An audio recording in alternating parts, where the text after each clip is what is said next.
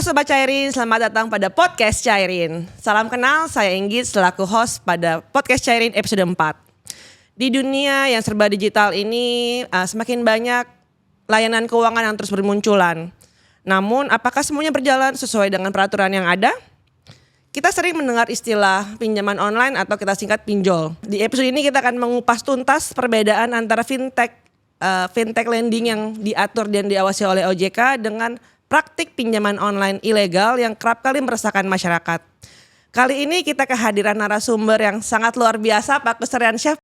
Selamat pagi Inggit dan Sobat Cairin ya. Mantap, Pak Kusriansyah ini adalah selaku humas dari AFI ya Pak ya? Betul.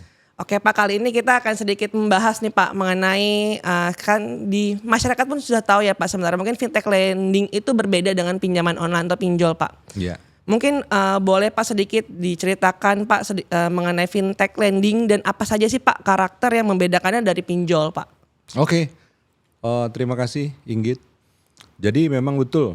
Jadi fintech lending ini adalah lembaga jasa keuangan yang diatur di undang-undang.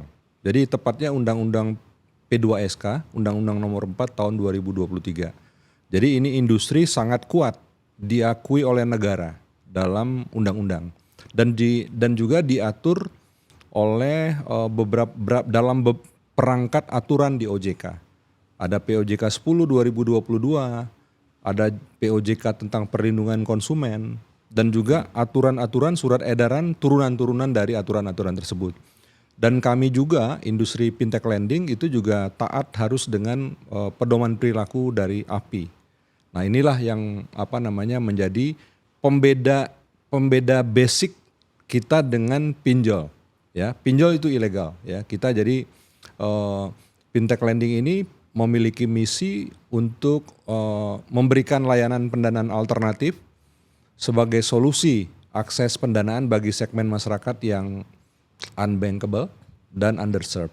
Begitu Inggit. Sebenarnya secara peraturan itu sudah sangat mendasar ya Pak, sudah Betul. sangat kuat ya Pak. Cuman mungkin kita bisa melihat di masyarakat sendiri itu masih banyak beberapa masyarakat yang masih terkena dan sulit untuk membedakan mana fintech lending dan mana pinjol ilegal Pak.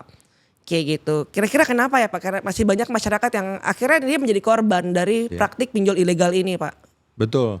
Jadi memang banyak pinjol yang meniru tampilan dan nama fintech lending untuk menarik minat calon pengguna. Jadi memang ditiru, ada fake account. Apakah itu di sosial media ataupun di berbagai channel. Betul ya. Pak. Itu banyak pemalsuan account. Jadi dibuat mirip, dibuat sama. Kalau yang lalu sebelum ada undang-undang itu pinjol ilegal itu buat nama sendiri-sendiri. Ya kan? Tapi setelah ada undang-undang P2SK pelaku pinjol ilegal itu dia ditetapkan sebagai kegiatan yang melawan hukum. Jadi aparat penegak hukum langsung bisa nangkap tuh, langsung bisa menindak kalau ada pelaku pinjol ilegal. Nah inilah memang terkait dengan pinjol ilegal ini ya banyak terjebak tadi karena fake tadi ya. Dan kedua juga ada masalah dengan literasi keuangan. Literasi keuangan kita memang di Indonesia masih 65%, inklusi keuangannya 75%. Jadi ada gap. Ada orang yang sudah menggunakan fintech tapi belum tahu ini produk apa, resikonya seperti apa gitu ya. Kemudian juga ada dari sisi pinjol ilegal ini, pinjol juga sering menawarkan proses pengajuan pinjaman yang sangat cepat dan mudah, namun too good to be true lah, ya. Melalui promosi yang gencar di berbagai media membuat masyarakat terkecoh untuk memahami perbedaan antara fintech lending dan pinjol. Tapi isu kuncinya salah satunya adalah literasi, Inggit. Iya baik Pak, karena tadi saya dengar dari Bapak sampaikan literasi kita ternyata masih 60% ya Pak ya? 65%. 65% ya Iya. Pak ya? Berarti masih ada sekitar 10-an%. Jadi inklusi keuangannya, inklusi itu kan penggunaan. Inklusi keuangan itu pengguna dari layanan keuangan itu 75%.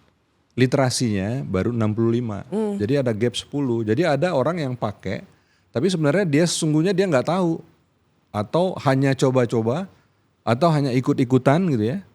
atau dengan dorongan-dorongan yang lain. Dasarnya adalah bukan dari pemahaman tentang produk, dihubungkan dengan kebutuhan dan juga mengerti resiko-resikonya.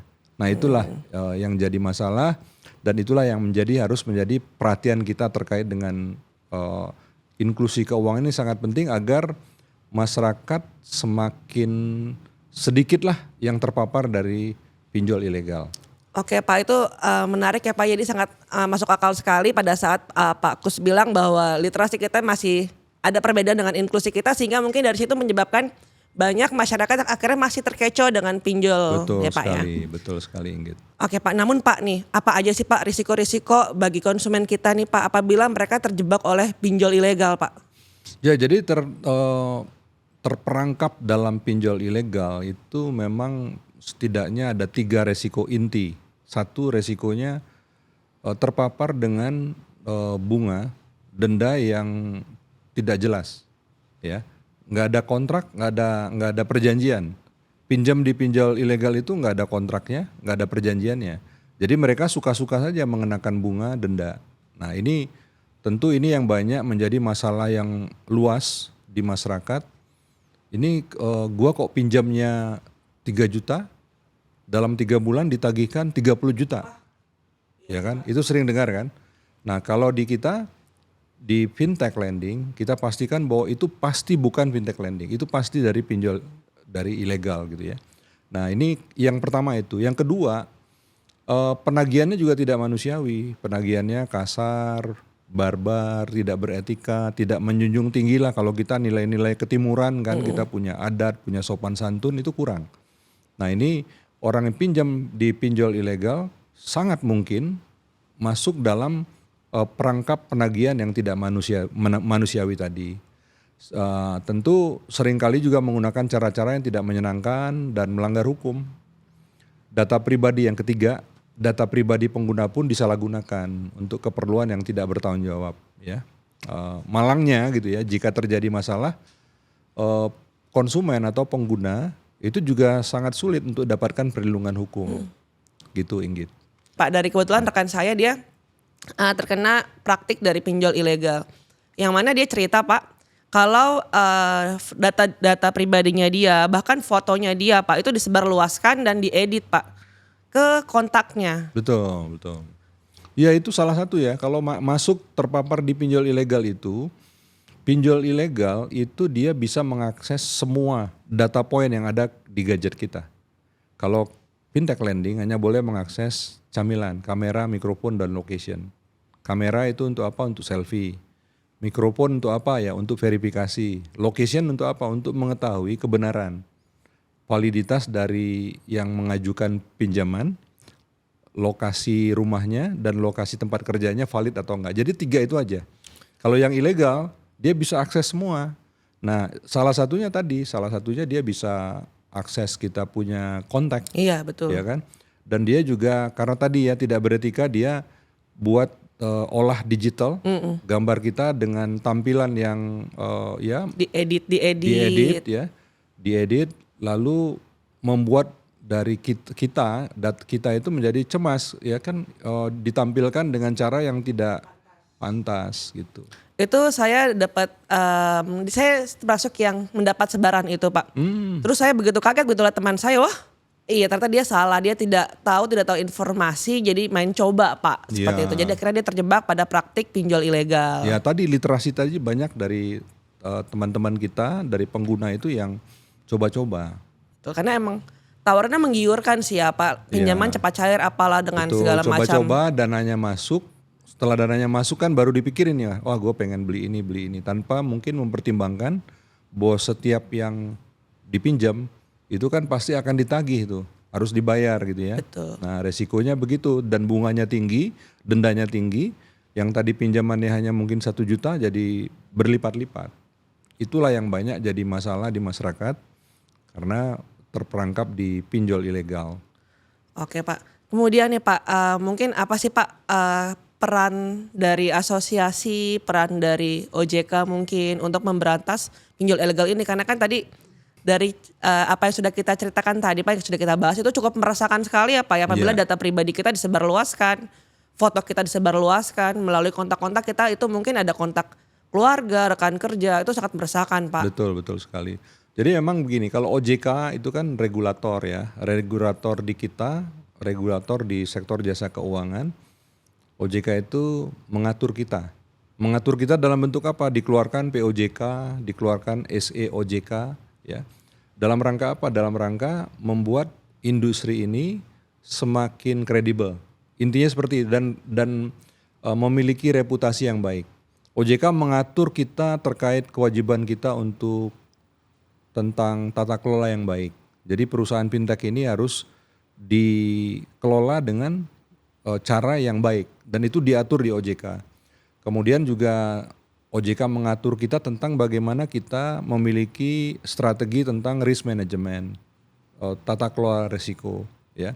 Nah, ini juga sangat penting di industri yang tidak diatur, dia apalagi pinjol ilegal, dia nggak peduli tata kelola, nggak peduli risk management, apalagi ya kalau di kita juga ada regulasi tentang compliance. Kalau kita nggak comply, ada resiko buat kita. Resikonya apa? Resiko kita bisa disanksi. Bisa disanksi, ada sanksi SP1, SP2, SP3 dibekukan dan bahkan bisa dicabut. Oke, Dan Pak. juga bisa kena denda ya.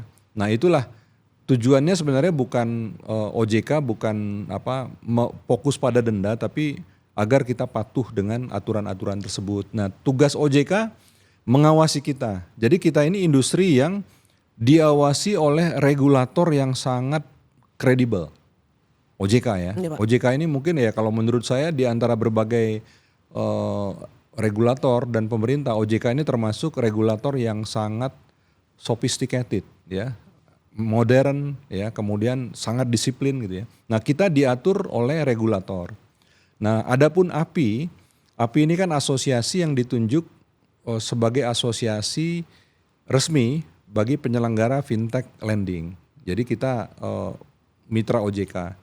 Jadi dalam konteks itu kita adalah membantu, mensupport OJK untuk penerapan dari aturan-aturan tadi. GRC tadi, governance, risk dan compliance. Itu kita juga punya tugas untuk membantu mensosialisasikan, internalisasi kepada anggota gitu ya. Dan juga API juga memiliki pedoman perilaku. Pedoman perilaku itu sekarang juga sudah diatur di peraturan OJK ya, tentang kita mengatur tentang tata cara penagihan yang beretika seperti apa.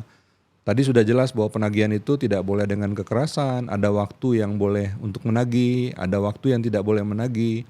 Kemudian menagih juga harus dengan identitas. Kemudian menagih juga spiritnya juga tidak untuk mencemarkan orang atau melecehkan orang ya, tapi menagih itu lebih menjalankan fungsi dari platform untuk mengingatkan agar disiplin melakukan pembayaran. Gitu, Inggit. Sangat menarik banget Pak, karena ternyata kita sebagai pelaku industri sendiri pun juga diatur dengan aturan-aturan yang sangat ketat ya Pak. Ya, dan kita juga diatur juga bahwa kita harus melakukan edukasi literasi. Oke. Sama nih kegiatan ini harusnya asosiasi sangat senang dengan ini dan kami appreciate ya. Dan OJK juga kalau lihat acara ini banyak dilakukan oleh penyelenggara pasti juga merasa kita sebagai penyelenggara itu punya tanggung jawab dengan untuk naikin tadi literasinya, jangan sampai ketinggalan dengan inklusi. Betul Pak. Gitu. Karena kita kan sesuai dengan mungkin tadi Bapak sempat singgung perlindungan mengenai UU perlindungan konsumen ya Pak. Kita sangat menjaga konsumen-konsumen kita semua itu agar tidak terkena praktik pinjol ilegal Pak gitu. Betul. Makanya kita coba untuk teruskan mengikuti instruksi dari asosiasi untuk meningkatkan literasi Pak. Betul. Seperti itu Pak. Iya. Namun nih Pak, ada yang lebih menarik nih Pak. Misalkan nih Pak, ada yang sudah terlanjur terjerat pinjol ilegal Pak. Langkah-langkah apa yang harus dilakukan Pak? Ya pertama ya, kalau terkait dengan pinjol ilegal ini, kalau mau butuh pendanaan, pinjaman atau dana ya kan, itu carilah di platform atau perusahaan yang legalitasnya itu sudah mendapat izin dari OJK. Jadi kalau dia satu perusahaan mendapat izin dari OJK, itu dia sudah melalui serangkaian yang panjang. Dia sudah memiliki sistem elektronik yang sudah terdaftar di Kominfo. Dia sudah comply dengan yang namanya ISO 27001 contohnya ya, tentang keamanan data dan informasi. Dan banyak sekali proses-proses satu perusahaan itu untuk mendapatkan izin OJK itu melalui suatu proses yang sangat yang panjang dan ketat. Sehingga ini sangat penting kalau kita mau pinjam ya cek legalitas perusahaan. Pastikan platform fintech lending tersebut terdaftar dan diawasi oleh OJK. Kemudian kedua, baca syarat dan ketentuan. Pahami dengan baik semua syarat dan ketentuan sebelum melakukan pinjaman. Nah ini kita begini ini ya Inggit ya. Pinjaman ini biasanya hadir pada saat orang butuh. Kadang-kadang mepet. Iya. Saking butuh dan mepetnya udah nggak peduli dengan syarat dan ketentuan. Pokoknya yes saja. Nggak dilihat lagi kan. Lalu ketika terjadi satu kendala dalam pembayaran, ada action yang dilakukan oleh platform, pengguna itu nggak siap. Kenapa begini. Nah makanya harus penting sekali sebagai pengguna atau konsumen dari fintech, itu harus baca syarat dan ketentuan. Pahami dengan baik semua syarat dan ketentuan sebelum melakukan pinjaman. Prinsipnya gitu. Kemudian kedua, hati-hati dengan penawaran yang terlalu menarik, ya kan? Tawaran pinjaman dengan bunga rendah dan proses yang sangat cepat perlu diwaspadai dan perlu dicek recheck ya. Perlu dicek dan recheck tentang penawaran tersebut. Kemudian yang lain juga laporkan jika menemukan indikasi penipuan. Ya, jika menemukan indikasi penipuan itu segera laporkan ke OJK ya, dan bisa laporkan ke OJK dan juga bisa laporkan ke polisi. Nah itu saya kira yang penting masyarakat tahu tentang fintech yang kalau fintech legal gitu ya, fintech legal itu dari bedakan legal dan ilegal. Oke Pak. Nah Pak, kemudian Pak bagaimana Pak cara untuk industri fintech lending ini Pak untuk tetap beradaptasi Pak, karena tadi kan Bapak sudah infokan kalau misalkan yang ilegal itu justru yang lebih menarik penawarannya, yang ilegal itu justru yang lebih suaranya, sehingga akhirnya menarik masyarakat itu untuk memilih yang ilegal. Nah bagaimana nih Pak dari kita pelaku industri dan dari asosiasi untuk dapat beradaptasi Pak di tengah gencaran-gencaran pinjol ilegal ini gitu. Agar kita tetap dipercaya oleh masyarakat bahwa industri ini adalah industri yang sangat kompeten gitu. Ya kami Mbak Inggit ya, kami berdedikasi untuk melindungi kepentingan konsumen serta mendukung inisiatif OJK dalam disiplin pasar, edukasi, keamanan cyber ya, dan perlindungan data pribadi.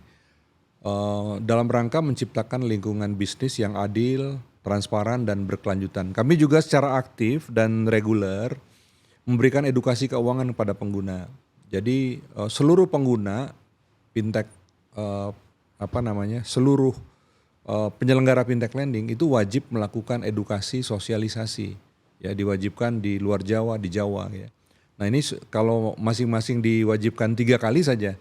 Kalau 98 platform ya itu kan hampir 300 kali terjadi sosialisasi tentang fintech di seluruh Indonesia. Dan itu tentunya sangat membantu karena apa? Karena kita sangat concern dengan edukasi ke masyarakat ya. Untuk dalam rangka apa? Dalam rangka membangun kepercayaan kepada layanan yang berkualitas. Literasi keuangan itu kan ada skupnya, ada kurang lebih ada 4.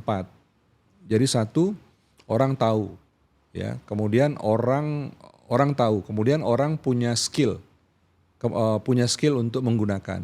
Kemudian orang punya keyakinan dengan jasa keuangan ini.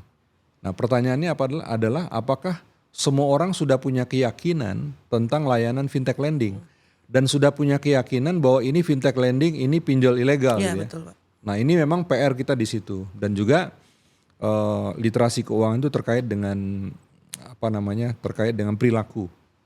Orang tahu, orang paham, kemudian juga apakah perilakunya itu dia akan gunakan atau dia tidak gunakan, ya kan? Harusnya kalau dia tahu ini pinjol ilegal, dia nggak gunakan.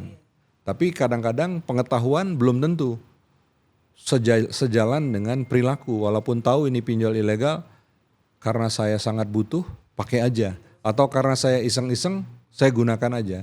Nah inilah kemudian yang membuat banyak masyarakat kita yang terperangkap dalam gali lubang tutup lubang di pinjol ilegal. Bahaya, gali lubang tutup lubang tuh bahaya Pak, karena itu sangat mengganggu cash flow yang tentunya Betul. akhirnya konsumen kita akan terus melakukan hal itu yang Iya. akhirnya merugikan konsumen itu sendiri. Dan jadi ini kan setiap hari tegang, panik, Iya. ya kan, karena khawatir ditagih, khawatir diingatkan gitu. Nggak konsentrasi, jadi kurang produktif. Betul. Saya butuh sedikit nih Pak statement dari Pak Kus nih, bagaimana sih Pak agar masyarakat itu bisa lebih aware terhadap fintech lending, agar masyarakat itu lebih aware kalau misalkan fintech lending itu berbeda dengan pinjol, karena masih sering disalahartikan ya Pak ya, fintech lending itu bukanlah pinjol gitu Pak. Iya, jadi nomor satu ya kalau udah terperangkap dalam pinjol ilegal gitu ya, stop aja, stop ya. Kemudian harus kumpulkan semua bukti transaksi dan komunikasi dengan pihak pinjol. Lalu laporkan kasus tersebut ke OJK, karena OJK bisa menindak ya. Dan jika perlu laporkan juga ke polisi terkait misalnya upaya intimidasi, ada tindakan atau perilaku melawan hukum yang dilakukan oleh pinjol gitu ya. Kemudian juga laporkan kasus tersebut ke OJK melalui portal pengaduan. Jadi OJK punya portal pengaduan resmi yang 157 ya, yang tersedia untuk publik. Jadi publik juga jangan khawatir, jangan bingung kalau ada masalah dengan pinjol ilegal. Sangat mudah mengakses ya. Akses 157 itu sudah terkonek dengan layanan portal pengaduan terkait perlindungan konsumen dari OJK. Gitu. Oke nih, menarik sekali ya Pak ya. Jadi kita sudah diatur oleh regulator, kita sudah sangat ketat nih, sudah ada asosiasi, sudah ada OJK, kemudian kita sudah mempunyai layanan pengguna. Jadi kalau pengguna ada mau komplain atau apa, kita sudah sediakan tempatnya. Kemudian yang terakhir nih Pak, apa nih Pak dari Pak Kus sendiri selaku dari asosiasi, pesan-pesan untuk masyarakat di luar sana Pak? Ya, jadi memilih fintech lending yang legal itu sangat penting untuk menghindari resiko kerugian finansial dan non finansial. Masyarakat harus lebih cerdas dalam memilih layanan keuangan dan selalu mengecek legalitas perusahaan sebelum melakukan transaksi. Dan orang cerdas itu nggak akan pilih pinjol ilegal. Jadi salam merdeka dari pinjol. Merdeka dari pinjol. Oke, tentunya seru sekali ya Pak ya, kita ngobrol-ngobrol singkat hari ini sangat seru dengan Pak Kus Riansyah. Terima kasih Pak atas waktunya Pak. Makasih Mbak Inggit dan juga Sobat Cairin. Sobat Cairin. Menyempatkan waktunya kali ini saya Inggit undur diri. Terima kasih semuanya. Terima kasih.